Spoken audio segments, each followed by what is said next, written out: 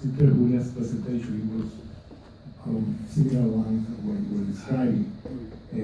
As a matter of fact, she described her position as pessimistic about how can we build this united front, facing a situation where the white left share a lot of the premises against which they're supposedly fighting against. So it's so the white left, in a sense, at the same time that they are our closest allies, at the same time are a problem because they, in a sense, are complicit with many of the racist and Islamophobic racist kind of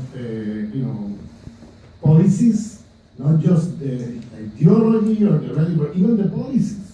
I mean, you could see that in France, you could see that here, you could see that everywhere, And so, how do you build coalition in this context with people or groups, political parties, etc., of the left that are just, in a sense, reproducing the same thing we're trying to fight against? So I think there is a dramatic example of the Parti Anticapitaliste in France that they were, in a sense, at some point, they had a candidate of a Muslim woman who was a candidate somewhere in the south of France, and there was a huge debate inside the party because she was wearing a veil.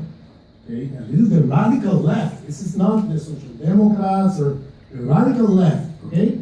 And they decide, out of this discussion, especially the white feminists were scandalized that there was a candidate that was a Muslim woman using veil of the party, and they concluded that that Muslim women using veils they can be an activist in the party.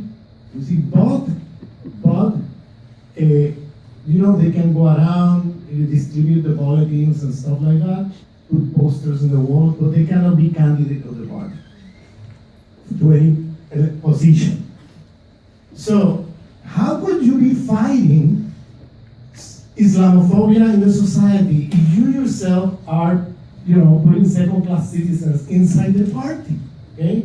And reproducing Islamophobic kind of, institutional practices, So so these are the kind of challenges that we're facing, and I think that, the moment we're living today is a very, very tough one because, as I said in my talk, there is a crisis in the white supremacist Western imperialist powers, okay? There is a crisis of economic crisis. They're not anymore the center of the economy the way they were before, okay? They still have power, but they're losing power. They cannot impose their will the way they did before to the world at large. They're failing in many ways in many parts of the world. There is an identity crisis of the white populations of the Western imperialist power. They don't know anymore who they are, or they feel they're losing status, etc. And then you have, of course, the white supremacist ideology there, in a sense, shaping the analysis of the decline that they're experiencing. And so this combination, I think, is fatal, because the problem is that we don't know if this Western-centric civilization, we don't know if the decline of these Western powers will mean the creation of a new civilization to the future, or will mean that it will take the humankind with them, okay? And this is the kind of moment we're facing, because in the past, someone like Hitler did not have the suitcase with the buttons, okay? And now these people have suitcases with bottles. And Trump has said that overtly. He said, we have to use nuclear weapons if necessary. We're going to use it. And he has said that in overtly. It's not, so this is a very tough moment we're facing.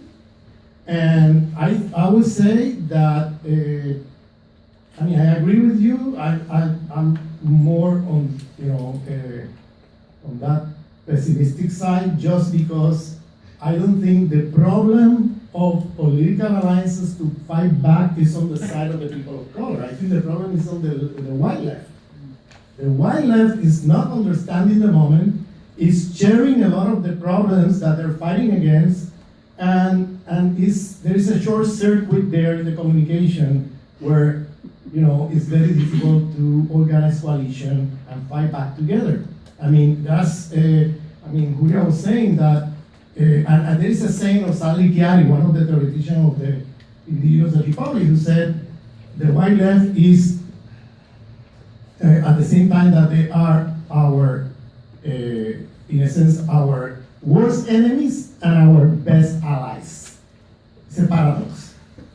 Because if there's a political groups in the West that could side in terms of the struggle against this anti-systemic struggle or whatever, it's this group. But at the same time, they are our worst enemies because they are, in a sense, lost in outer space in terms of how they see the world and how they share a lot of the premises of the Western white supremacist imperialist powers. So this is a paradox, and I think part of what the Indigenous Republic are calling for is that part of the job is also to create decolonial whites.